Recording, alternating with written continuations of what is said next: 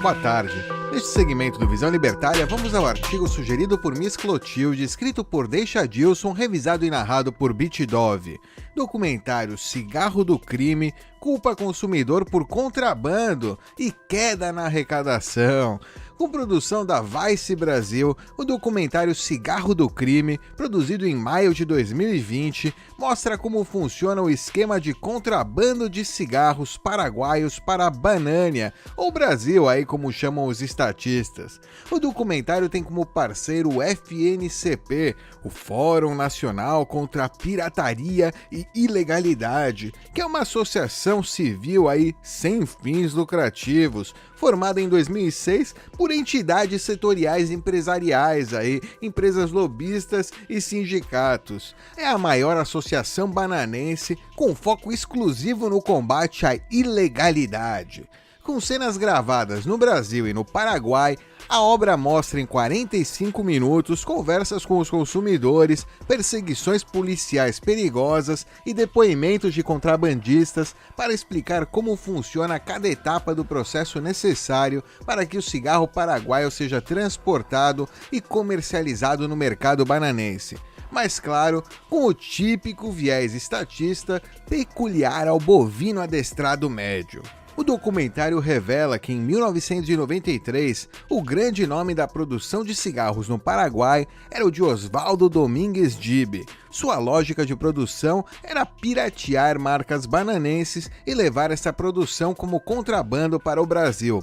Osvaldo era presidente do Olímpia, famoso time de futebol paraguaio, e também era político, chegando a se candidatar à presidência do Paraguai, até que seu lugar de maior produtor de cigarros paraguaio foi tomado por Horácio Cartes. Cartes, coincidentemente ou não, também é presidente de um famoso time de futebol paraguaio, o Clube Libertad, e é também político, mas diferente de Horácio, ele não falsifica mais os cigarros brasileiros. Ele criou suas próprias marcas e conseguiu ser eleito presidente do Paraguai, governando o país aí de 2013 a 2018.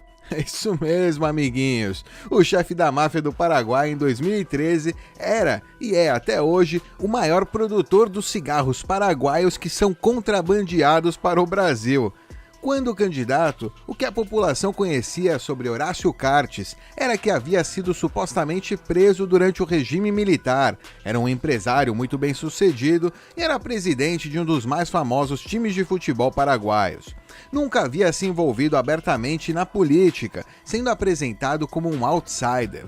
Cartes é dono de mais de 20 empresas em seu conglomerado, incluindo empresas de tabaco, refrigerantes, produção de carne e até um banco próprio, mas ele sempre financiava candidaturas de políticos, ou seja, era lobista assim como os associados aí do FNCP que ajudaram na produção do documentário. Existem várias acusações contra Cartes. Acusam-no de ter uma longa ficha criminal, que inclusive foi preso em 1989 por evasão de divisas, ato aí de esconder dinheiro da máfia estatal local em bancos internacionais.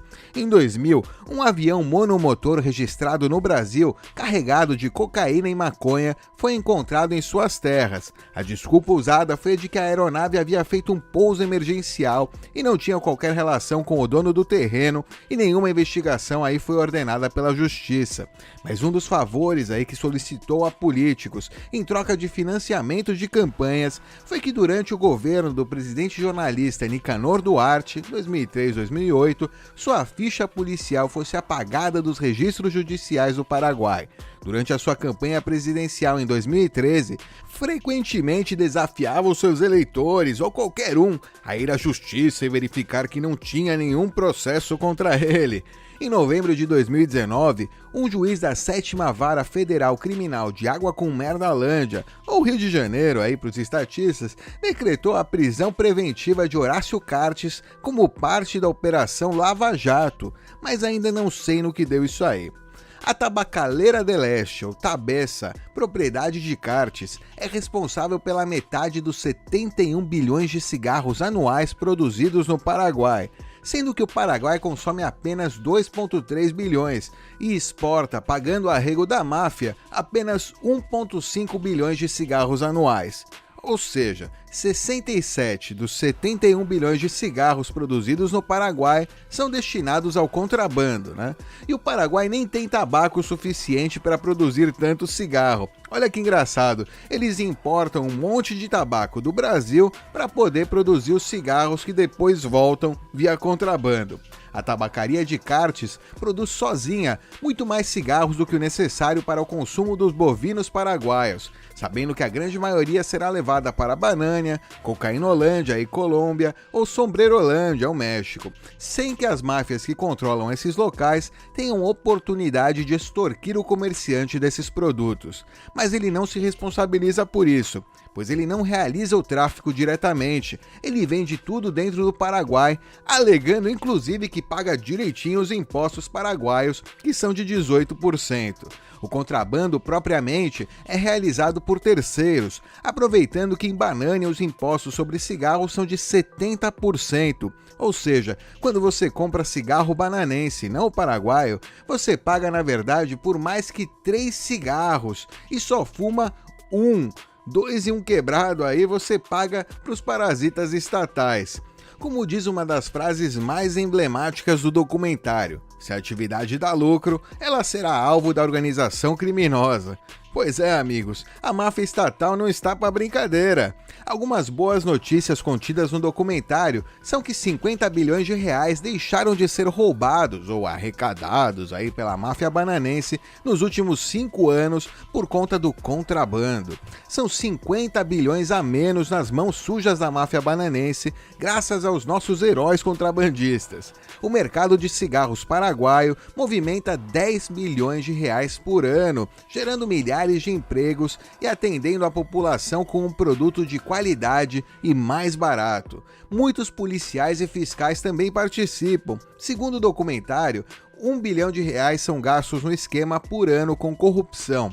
Além da cooperação de policiais e fiscais, esses heróis dispõem de carros e lanchas muito mais velozes. Os carros têm todos os bancos, exceto o do motorista, removidos para que o espaço livre possa ser preenchido com caixas de cigarros, obtendo máxima eficiência. Os mesmos carros são equipados com dispositivos de liberação de fumaça para despistar cães fardados que, eventualmente, sem ter nada de bom ou útil para fazer, se disponham a persegui-los. Mas mesmo com todas as precauções, centenas de veículos ainda são apreendidos e passam anos enferrujando em pátios. As cargas com milhões e milhões de maços de cigarros são destruídas em máquinas projetadas apenas para isso. Os barcos eram inicialmente leiloados, mas depois que descobriram que estavam sendo arrematados pelos próprios cigarreiros a 10% do valor, passaram a destruí-los também. Tamanha destruição de riqueza chega a ser revoltante. Apesar de todos os custos e riscos envolvidos, o preço médio de um maço de cigarros paraguaio em Banânia é de R$ 3,44, enquanto o cigarro nacional, que não escapa de pagar impostos para a máfia bananense, custa em média R$ 7,51. Imaginem o preço que poderia ser vendido, não só cigarros, mas todos os produtos, se não houvesse nem impostos, nem regulação, nem proibição alguma. Os bravos contrabandistas, ao serem questionados se estavam fazendo algo errado, responderam corretamente que não. Eles estavam pagando pelo produto e vendendo para quem desejava comprar. Não estavam roubando nada de ninguém. Tudo era feito voluntariamente.